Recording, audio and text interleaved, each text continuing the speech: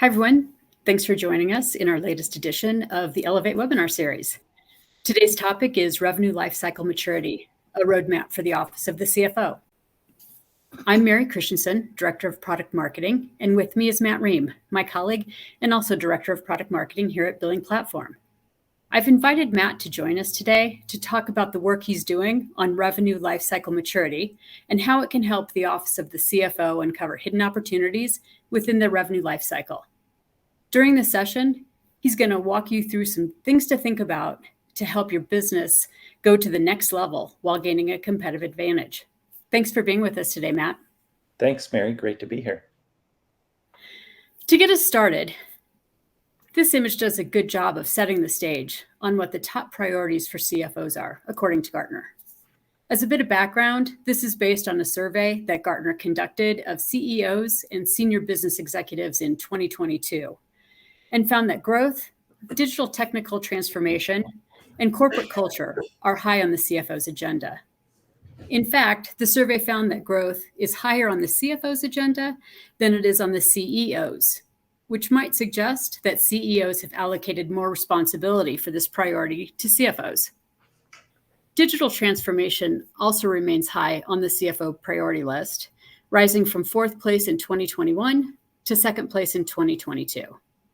Respondents reported the need to maintain or accelerate the already intense pace of transformation brought on by the pandemic.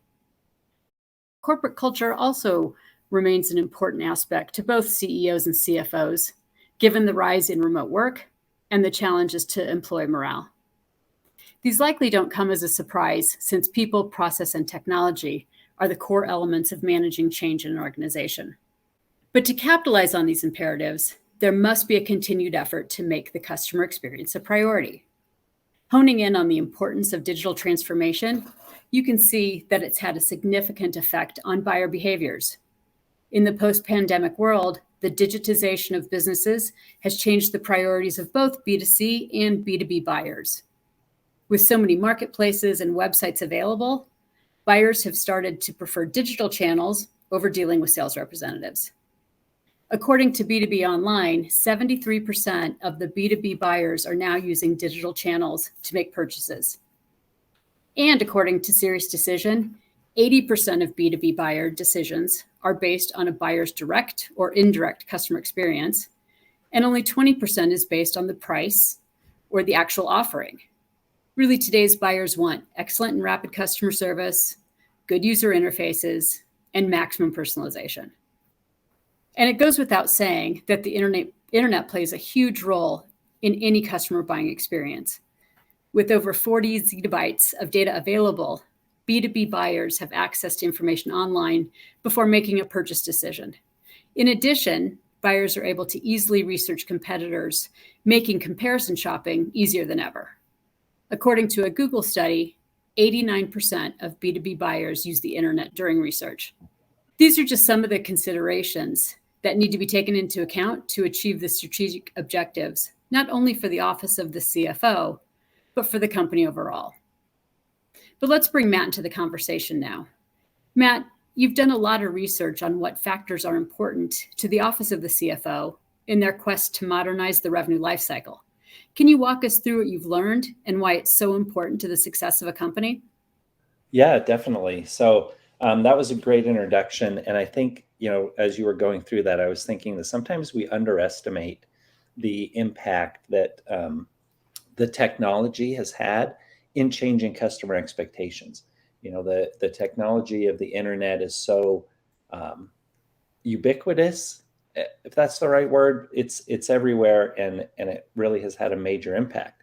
And so when we think about all the things that a CFO has to do, a lot of that has changed as well. And I've worked with our own CFO here, but having worked with CFOs over the last decade or so, finding out what's important to them, they have a number of priorities, and the role itself is becoming more of a strategic contributor to the business. So I want to talk mainly today about these 3 top priorities. Obviously, CFOs do a lot more than this. They're involved in everything from hiring to budgeting to reporting, and all kinds of things. But the three that I want to focus on, because I think these really have the biggest impact on the business, are improving the customer experience. Because of all that you said about customer expectations changing, it's more important than ever to meet and even exceed customer expectations, right? So we're going to go into that in more detail. Optimizing internal processes, that's not just in their own departments, but increasingly it's across the entire organization. And then monetizing new business models. This is another way to meet the customer demands, but definitely focused on increasing the revenue, because that revenue growth is so vital to businesses. So let's get into the first one, optimizing the customer experience. So because of the changing expectations, obviously customers have new ways that they want to buy things, that they want to use things, and ways that they want to pay. So the customers are really driving this. Additionally, because of the way the economy is now, fewer transactions are involved in long-term contracts, right? It's more important than ever that CFOs and companies as a whole focus on retaining customers.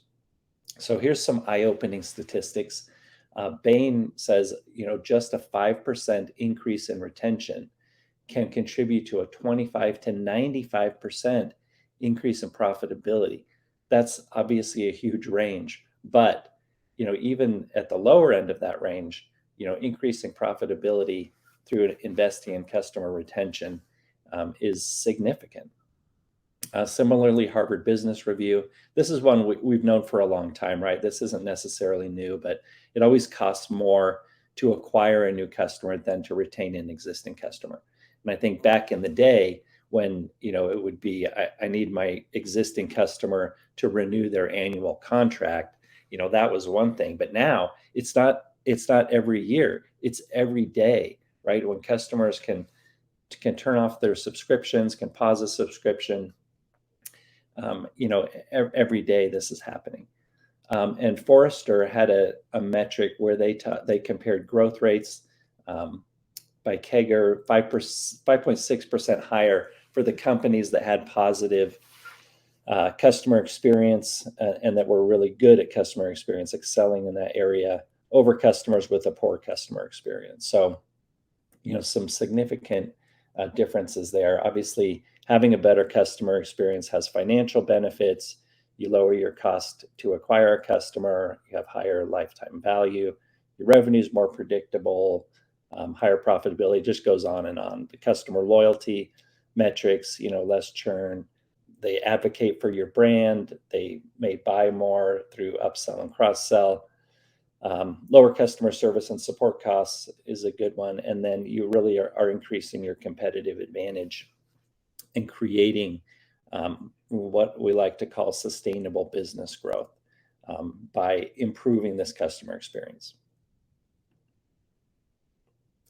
The next one on optimizing internal processes, CFOs really have a mandate to increase efficiency across the organization, right? And this is where the technologies, the people, and the processes really come into play.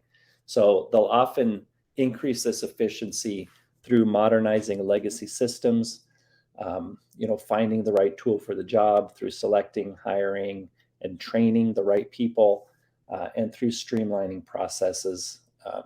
That's internal. How do you perform those repetitive or even non-repetitive processes more efficiently? A ton of benefits in that area as well. If this ongoing effort to optimize these processes is well managed, and the CFO often has the right tools to lead that charge across the organization. The companies that get this right see a ton of benefits. Obviously within the finance department, increasing the accuracy. Revenue leakage is a problem. I didn't pull a statistic on this, but I know there's a lot of numbers around, how much every company is leaking revenue, and that can be stopped by having better internal processes and systems that help you identify those areas where revenue is leaking and plug those gaps. These companies that are doing well in these areas increase employee satisfaction and performance, and similar to customer turnover, right? It costs less to maintain a good employee than it does to replace that person with a new employee and train them up.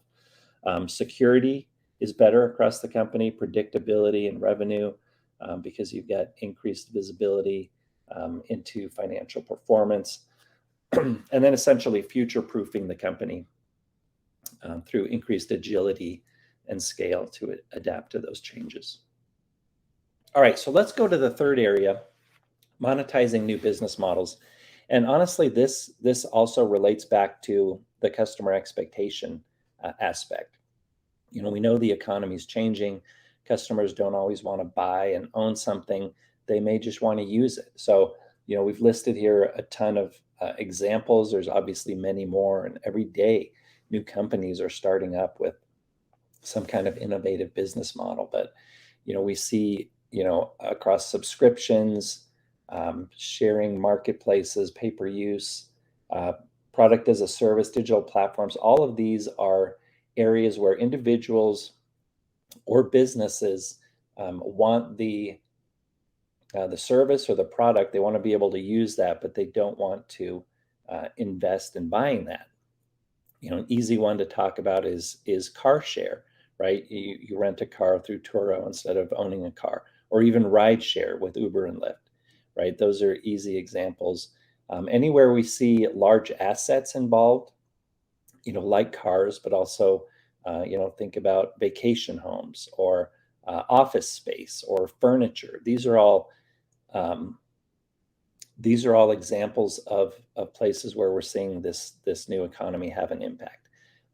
Even commercial farming, construction, healthcare, it just goes on and on.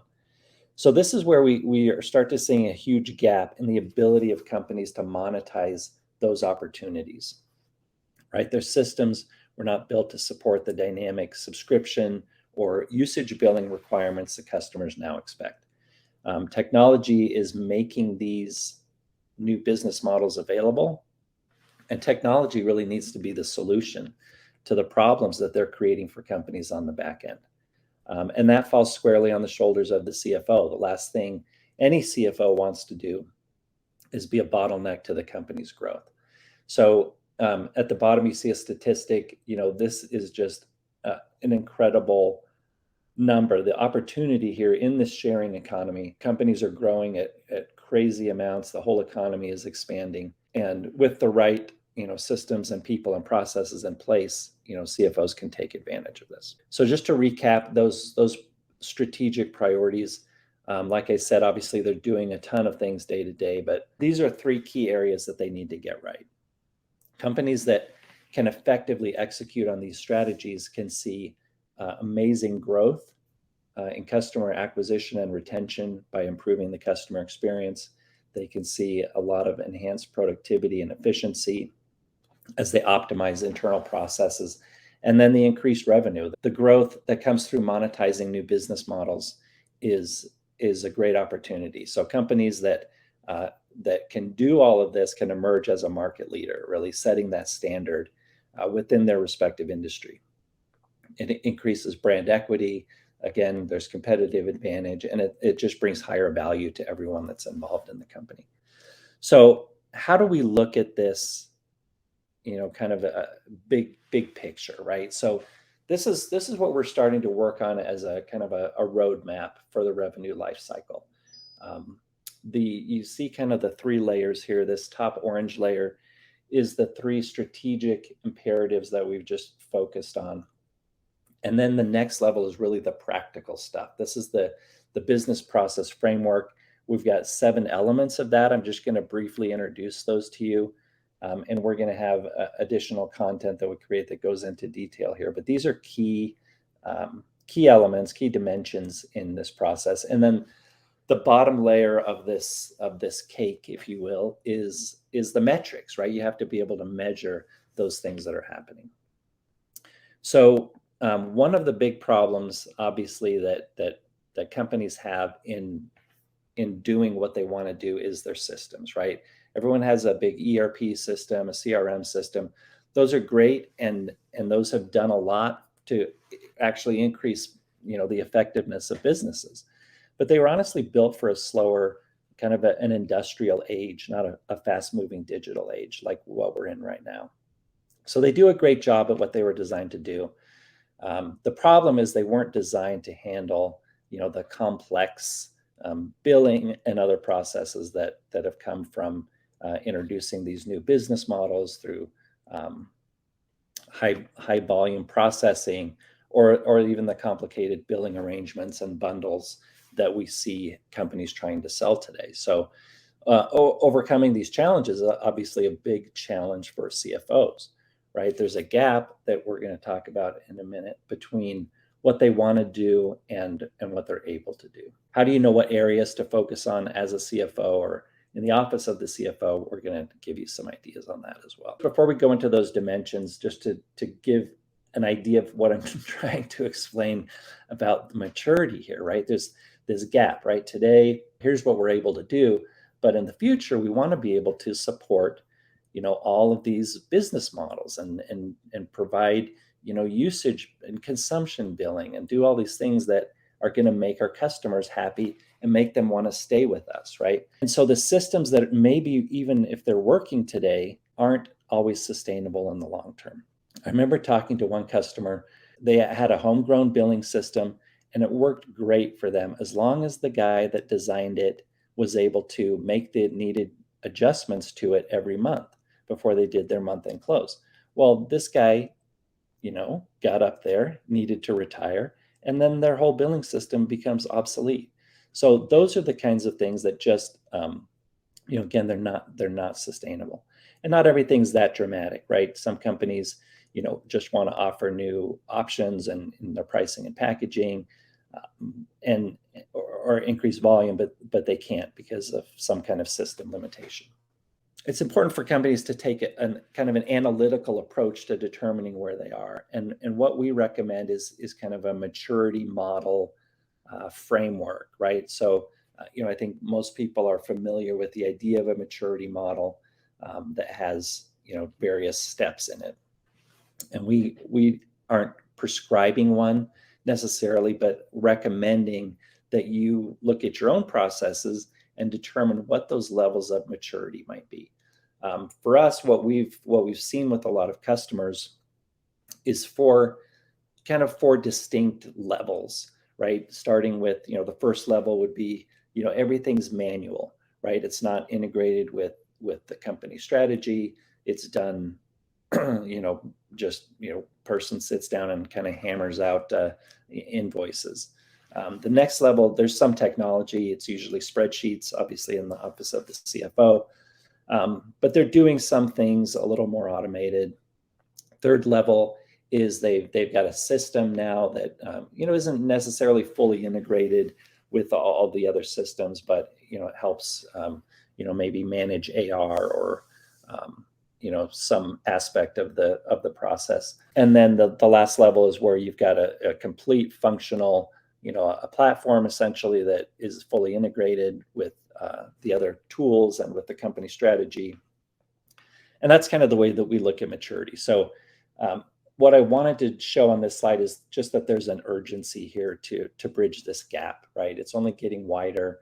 Customer expectations are only increasing, and the legacy systems that people are using aren't improving, right? So it's time to look for other solutions. So let's go into these dimensions, right? And these are what we've identified as 7 particular areas that are critical for success in achieving the 3 strategic objectives that we talked about. As companies, analyze their maturity in each of these areas, they can identify ways to increase that maturity by making improvements in the people that run these processes, streamlining the processes themselves, and in looking for the right technology to help automate and manage those processes. The first one is pricing and packaging. This is the basic processes that support sales in the revenue generation process. So this includes things like determining the right pricing strategy, building product and service packages that align with customer needs and wants, and maximizing the value for the business. So anything from configuring deals, preparing quotes, developing and rolling out go-to-market strategies, even through service onboarding. So that's the first dimension, pricing and packaging. The second dimension is rating, mediation, and billing. So after the sale, obviously you need a robust billing and revenue management cycle to be able to accurately deliver in a timely manner, those invoices and bills that the companies need to pay for their products and services. So streamlining the billing process is critical here for accuracy and for customer satisfaction, right? I mean, how often are our customers, complaining about a bill that's wrong or an invoice that's incorrect? That not only decreases customer satisfaction, but it can slow down your cash flow, right? Because they have 30 days to pay, for example. They're not going to complain about the invoice until day 29 or 30, and then you reset the clock on that 30 days. So this includes everything from charging models, usage rating, application of discounts and rebates, mediation, applying tax rules, managing subscriptions, entitlements, and even through billing presentment. So that's the second important dimension. Third one is accounts receivable. Obviously, now you need to collect the payment and accurately account for it. As these AR processes are optimized, it means the cash flow is streamlined, and it means actually you're mitigating the financial risk here. So this includes accepting payments, applying the cash, updating account ledgers, managing collections, and we also include in here PCI DSS compliance for those that are working with credit cards. Fourth is customer account management. Customers need to have a way to contact you, obviously, if there's issues with their bill or their service. And so this is where you put your customer service reps. A lot of companies, obviously we see, again, using technology in a great way to allow customers to access their own account, manage their own account online. And that happens at various levels as well, right? Some can, just inquire about a payment or make a payment. Others can, change their actual billing arrangement or the contract. They can add and remove elements to their contract, pause a subscription, things like that. Fifth, you need to be able to take that revenue, ensure that it's properly accounted for, that it's compliant with the ASC 606 or the other regulations, depending on your country of doing business. But that revenue needs to be properly accounted for, reported, and compliant with all applicable guidelines. And then we get into reporting. So we've kind of broken these last two sections out. Reporting and controls, is really about getting the accurate operational and financial reporting on how the business has been performing, any metrics, KPIs in there, and establishing and managing the accounting controls. This is the whole corporate governance area, preparing for audits, things like that. And then business analytics is more about how are you using that data, the results of your KPIs and your operational metrics to make informed business decisions as you move forward. Ideally, you're using a system that provides real-time or near real-time data for that analysis and decision making. So that helps you better make decisions with the best information.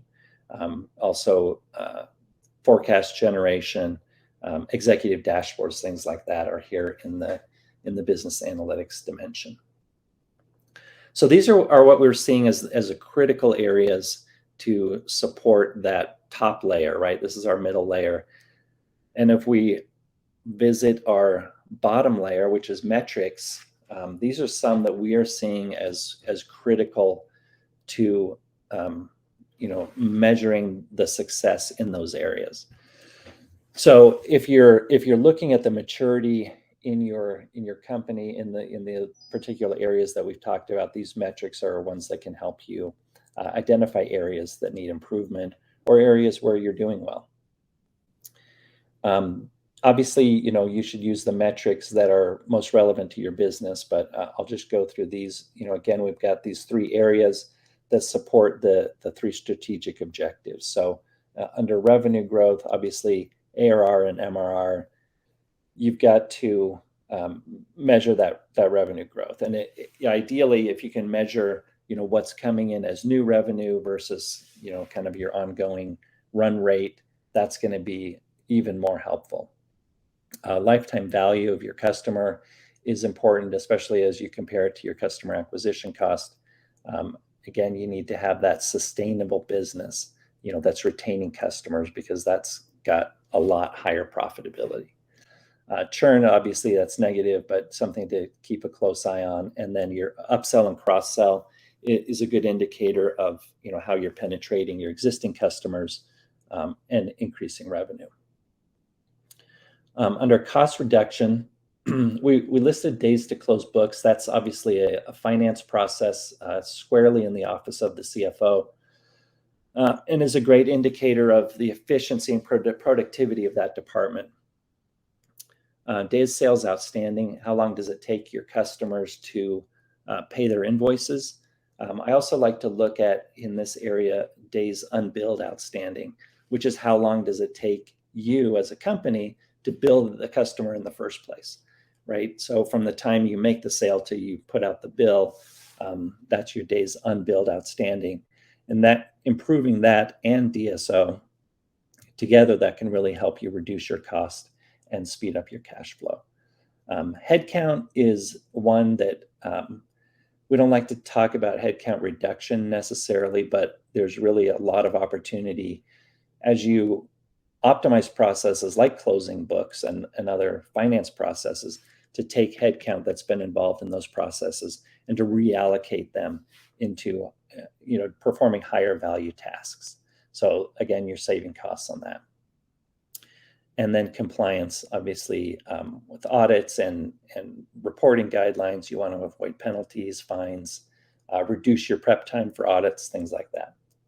And then customer satisfaction, there's some great metrics there around renewal rates, customer satisfaction scores, so things like NPS and CSAT, and then tracking billing issues, right? If there's that can be a great area to get feedback on specific issues that you need to address within your systems, but also just tracking them overall can be a good metric of how you're improving in these areas that are related to billing. That's kind of what we wanted to talk about today. I do want to mention that we've got a document that summarizes the strategic part of this that we will be sharing with you. We'll send that in our follow-up email. We'll also share the slides from this presentation, and hope that you enjoy that. Excellent. Thanks, Matt. That was a lot of great information, and we probably should have mentioned at the beginning that there was no need to take notes, because we are sharing all the detail that you just presented in your slides, as well as a good article that talks about the process as well. So thanks again. Nice job. Thank you. So if any of you would like to learn more about the intricacies of the revenue lifecycle that Matt talked about, and how that can help your company advance, or you'd like a complimentary consulting session, we'd be happy to help you. So please contact us. You've got 3 options here: Matt's email, my email, or contact@billingplatform.com. But we'd love to hear from you. We'd love to help you with your maturity. If that's something that you're interested in, please let us know. And with that, thanks for joining us today, and we hope to see you at a future Elevate Series webinar.